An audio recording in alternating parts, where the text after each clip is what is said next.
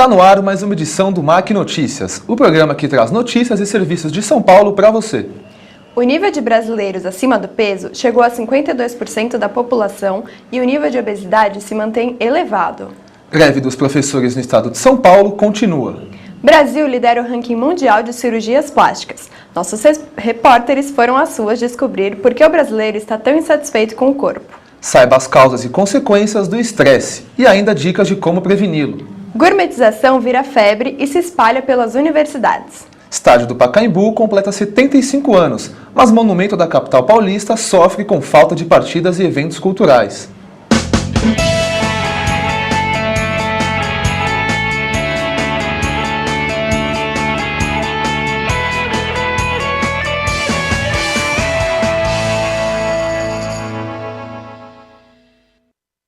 A obesidade vem atingindo a metade da população brasileira. A repórter Isabela Paraíso visitou o Parque Vila Lobos ao lado da nutricionista Letícia Esprícido, para esclarecer melhor algumas dúvidas sobre este problema. O Ministério da Saúde divulgou em abril deste ano os resultados da Vigitel, uma pesquisa realizada por telefone nas 26 capitais do Brasil e no Distrito Federal. De acordo com o levantamento, a obesidade se manteve, mas o número de brasileiros acima do peso chegou a 52%, ou seja, mais da metade da população. Apesar dessas estatísticas, o Parque Vila Lobos, na zona oeste de São Paulo, durante os finais de semana, fica cheio de pessoas que querem se exercitar ao ar livre. Nossa equipe convidou a nutricionista Letícia Esprícido para esclarecer algumas dúvidas sobre o cuidado com a obesidade e o excesso de peso.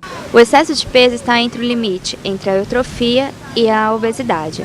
Ela é um dado importante que a gente tem que levar em consideração porque ela é um índice elevado para doenças crônicas. Já a obesidade já é uma doença crônica que pode acarretar as outras doenças, como dislipidemia, hipertensão e diabetes. O índice de massa corporal é calculado pela Organização Mundial da Saúde.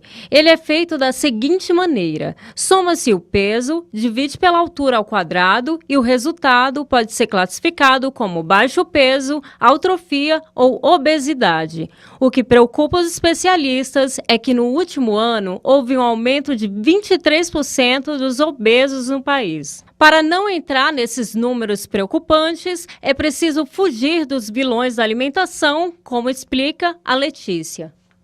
São os alimentos mais processados, industrializados, o que possui muito sódio e açúcar. O que a gente pode considerar como alimentos mais preocupantes são os alimentos prontos, os fast foods e os alimentos congelados. Também, de acordo com a pesquisa da Vigitel, quanto maior o nível de escolaridade, menor o nível de obesidade. Entretanto, Letícia considera que esse fato não deve ser analisado isoladamente, mas sim o diferencial entre essas pessoas é o acesso à informação. Para ela, é importante buscar profissionais da área para ter acesso aos melhores recursos. Além da nutricionista, eu indico procurar um nutrólogo, um endócrino, dependendo até do caso, um psicólogo, porque isso pode ser um fator emocional também. Isabela Matos, para o MAC Notícias. Os professores de ensino da rede pública continuam em greve no estado de São Paulo. Nossa repórter Jéssica Teles conversou com um desses professores para entender quais são os pedidos da categoria. Greve dos professores é a terceira maior da história do estado de São Paulo. A greve completou 60 dias na última quinta-feira, 14 de maio. O impasse é entre os professores do estado e o governador Geraldo Alckmin do PSDB. Eles querem um reajuste de 75% no salário para equiparar com os outros funcionários do estado que têm ensino superior. Mas até o momento, o governador não apresentou nenhuma contraproposta. Como professor da rede pública de ensino, qual é a sua opinião sobre a greve que já dura mais de 60 dias em São Paulo? A greve, no meu modo de ver, ela faz parte do processo político em qualquer circunstância, em qualquer instância. Ela é um meio de negociar. é uma espécie de escuta, assim não dá, então nós precisamos, é sério, nós queremos uma coisa séria, a nossa causa não é para ser considerada como qualquer coisa. Quando se pede 75% de reajustes, você olhando assim de imediato, você diz assim, poxa, mas é bastante. Quem é que na sociedade brasileira tem tido esse reajuste, né? É evidente, não há ninguém. Mas esse reajuste diz respeito a uma necessidade, a um reajuste que não houve nos últimos anos. A sociedade não valoriza. E não valoriza do ponto de vista social. E do ponto de vista salarial também não. Então, por que eu tenho essa escolha, né? Mas a gente acredita no trabalho, né? Ser professor não é uma missão no sentido assim de aquela coisa sacerdotal. Não é isso. É uma escolha profissional que você faz baseando-se nisso. Nossa repórter Lívia Lins tem mais informações. Bom dia, Lívia. Bom dia! A greve dos professores está sendo realizada em 6 estados, sendo eles Sergipe, Goiás, Pará, Paraná, Santa Catarina e São Paulo. A mais duradoura é a de São Paulo, iniciada no dia 13 de março. Essa manifestação dos professores na capital paulista impulsionou os outros estados a aderirem ao movimento que pede reajuste salarial.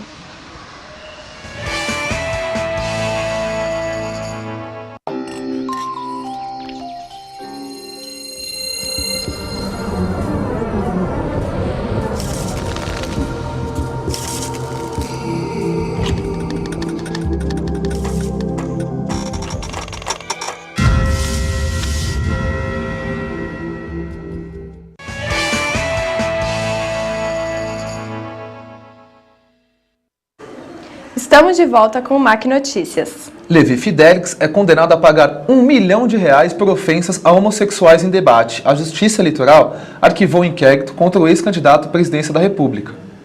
Mariana Lemoan comenta o assunto. Voltamos à discussão sobre governantes e suas crenças pessoais. Após ofender a população LGBT no debate presidencial de 28 de setembro de 2014, o ex-candidato à presidência Levi Fidelix foi condenado a pagar R$1 milhão por danos morais à comunidade homossexual. Entretanto, o processo foi arquivado e a defesa usou o argumento de que Fidelix apenas expôs sua opinião e não é homofóbico. Porém, claramente foi visto em sua oposição contra a união gay que sua conduta foi rude e desrespeitosa. Levi disse que 2 iguais não fazem filhos e comparou essa união a um ato hediondo como a pedofilia, comentário incabível numa discussão política durante eleições num Estado laico.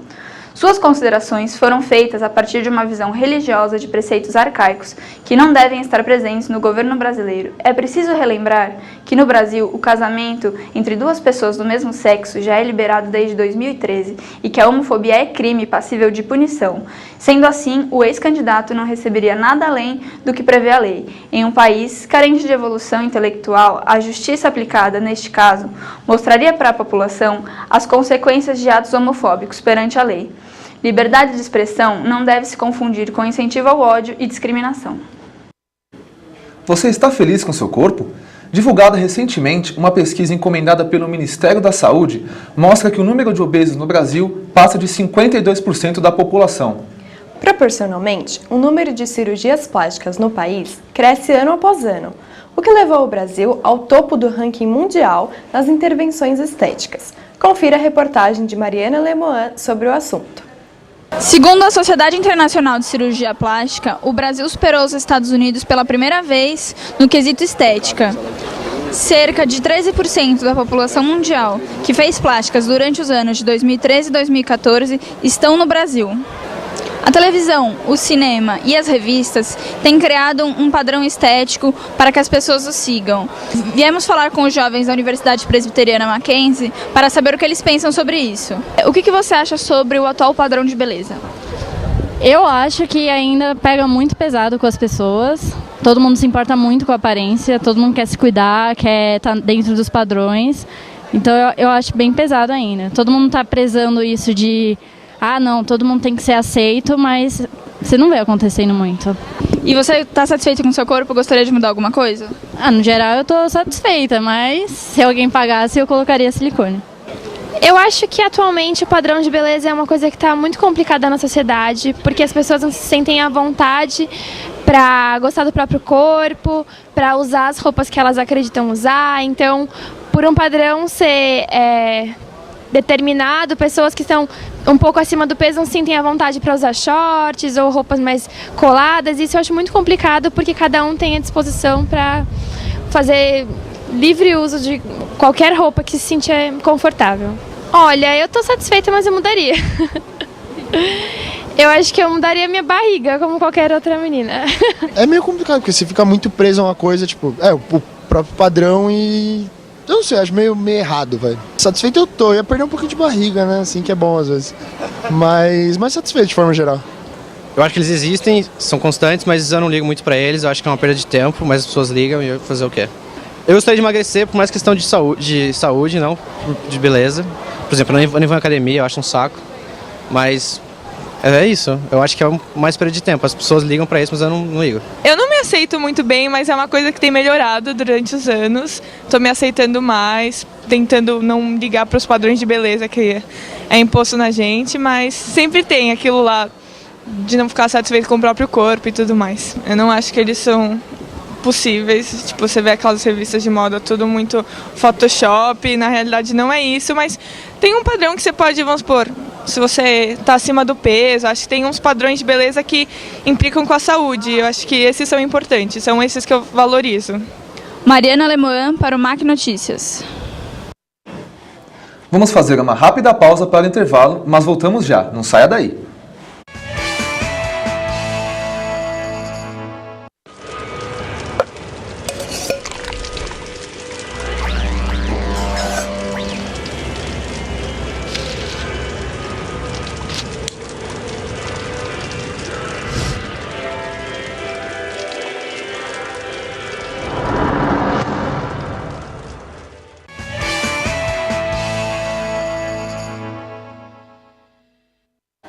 Estamos de volta com o MAC Notícias. Nos últimos meses, diversas livrarias começaram a vender livros para colorir, especialmente para adultos. O objetivo dessas publicações é diminuir o estresse causado pelo excesso de trabalho e de trânsito. A repórter Ana Carolina Soares explica quais são os outros fatores que causam estresse e como podemos ser mais relaxados. Morar em grandes metrópoles não é fácil. É preciso fazer mais em menos tempo e por isso as pessoas vivem estressadas dentro e fora do seu local de trabalho. A Associação Internacional do Controle do Estresse divulgou uma pesquisa que mostra que o Brasil é o segundo país com maior índice de estresse do mundo. Eventos como a organização de um casamento, uma viagem ou a morte de um parente podem causar estresse, uma reação que dura de segundos a dias, mudando o funcionamento cerebral, podendo levar a arritmia, infarto, úlcera e prisão de ventre. O psicólogo Lucas Valente ressalta outras consequências do estresse. Falta de concentração, queda de cabelo, desenvolver uma úlcera, uma gastrite, queda na libido, né? Reações alérgicas, chegando até o nível mais extremo de psoríase, né? Já existem vários estudos que comprovam essa correlação entre o estresse e a psoríase, né? E diversas outras questões. Além de causar alteração no processamento dos carboidratos, causando obesidade pelo excesso de alimento ingerido e não queimado. Para baixar os níveis de estresse, é necessário relaxar. Para isso, vale fazer qualquer atividade física ou mental, desde que ela seja feita com concentração e tranquilidade. Uma das questões primordiais é a questão da presença. Tudo que eu for fazer aquilo, que eu faça aquilo naquele único momento, porque só vou fazer aquilo naquele momento. Então tudo tem hora. Tem hora de trabalhar, tem hora de relaxar. Então na hora de trabalhar, eu tenho que trabalhar. Na hora de relaxar, eu tenho que relaxar. Né? Então, o que a gente pode fazer? Atividade física, porque a atividade física vai estar liberando, né, endorfina, ajudando até a gastar um pouco dessa energia, melhorando o meu sono, que já ajuda muito. Ana Carolina para o MAC Notícias. Franquias famosas têm se instalado em várias universidades e com o Mackenzie não é diferente. A repórter Lívia Lins foi ouvir o que os alunos estão achando disso. A gourmetização de produtos e serviços está cada vez mais em alta nas universidades do país, inclusive no Mackenzie. Viemos ao campus para escutar a opinião dos alunos a respeito dessa nova moda. Gourmetização na faculdade, você acha que é legal, que os preços são justos ou não? Eu acho que os preços não são muito justos, porque pensando como o número de alunos que tem de FIES e que pagam bolsa, muita gente não tem dinheiro para comer aqui dentro da faculdade, nem nas redondezas, então eles podiam fazer restaurantes mais acessíveis para a faculdade inteira, né? Não só para uma pequena parte dela. Eu acho bem interessante quando estão abrindo essas lojas novas, porque deixa bem variado, não é sempre a mesma comida, não é só o cafezinho, não é só o pão de queijo. Agora com a Starbucks tem uma coisa, é mais caro, mas se quiser dá pra variar, um dia ou outro você paga um pouquinho a mais. Então, no começo eu achava super legal ter esses novos restaurantes, né, Starbucks, esses cookies, eu achava uma coisa super inovativa, super legal, mas realmente não é uma coisa que dá para acompanhar todos os dias, não é uma coisa muito acessível para os alunos, querendo ou não. Você comprar uma vez por semana, 2 vezes por semana, vai aumentando, assim, chega no final da semana, você percebe que você gastou mais de 50, 60 reais em coisas pequenas, então realmente o preço é bem alto, não é muito acessível para todos os alunos. Logo que eu entrei, eu comi aqui, mas aí eu logo percebi depois de uma semana que não dava pra continuar nesse ritmo, porque realmente as coisas são muito caras. E com a vinda dos Starbucks e os cookies e os amendoins doces, eu acho, na verdade, um gasto meio desnecessário. O dinheiro podia ser investido em outras coisas e não dá pra bancar assim, uma vida diária de alimentação aqui. Nossa produção tentou entrar em contato com os funcionários dos estabelecimentos, mas eles não foram autorizados a falar. Entretanto, eles garantiram o sucesso entre os alunos. No último final de semana, o mundo do futebol lembrou os 30 anos passados desde a tragédia de Heysel. Nosso comentarista Luca Rebelato fala um pouco mais sobre o assunto. Em 1985, durante a final da Copa dos Campeões da Europa, disputada em Bruxelas, torcedores de Juventus e Liverpool protagonizaram um dos maiores embates da história do futebol, deixando 39 mortos. Desde então, diversas mudanças na configuração dos estádios e do público ocorreram, principalmente no continente europeu, o que tornou os casos de violência por lá extremamente raros. Entretanto, aqui no Brasil, ainda engatinhamos nesse quesito. As novas arenas trouxeram um novo cenário e um novo ambiente para o futebol, mas ainda se repetem cenas como as vistas na partida entre Ceará e Fortaleza, no início do ano, onde diversas partes do estádio Castelão foram depredadas. Somente no último ano, cerca de 20 mortos tiveram o futebol como motivação no país. E ainda queremos cobrar que nosso futebol esteja no nível dos europeus, vencendo Copas do Mundo. Quem sabe daqui 30 anos. Considerado um dos principais cartões postais de São Paulo, o estádio Paulo Machado de Carvalho, o Pacaembu, completou 75 anos da sua fundação no último mês de abril. Porém, em vez de comemorações, o estádio enfrenta uma de suas maiores crises, já que recebeu neste ano uma quantidade de partidas infinitamente menores que abrigou no passado. Confira na matéria de Luca Rebelato.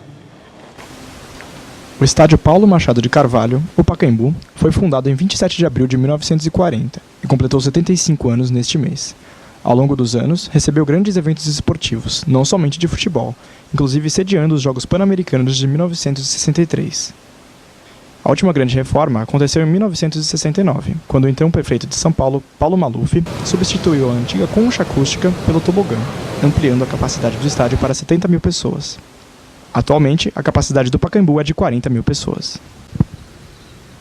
Desde o início do ano, o Estádio Municipal Paulo Machado de Carvalho não tem mais recebido as partidas dos grandes clubes de São Paulo, Corinthians e Palmeiras. Os dois clubes têm novas arenas multiuso e pararam de jogar no estádio. Durante o Campeonato Paulista, Santos, São Paulo e Portuguesa disputaram partidas no estádio. Porém, agora, no Campeonato Brasileiro, o Pacaembu está paralisado. Olha, na verdade, eu achava que o governo do estado, sei lá, e a iniciativa privada também, revitalizasse essa área aqui por conta eu estava até comentando com um taxista quando eu estava vindo, eu sou turista, eu vim da Bahia, e aí os jogos os tradicionais clássicos que existiam aqui, eles saíram para o Itaquera, né, que é o do Corinthians e o do Palmeiras.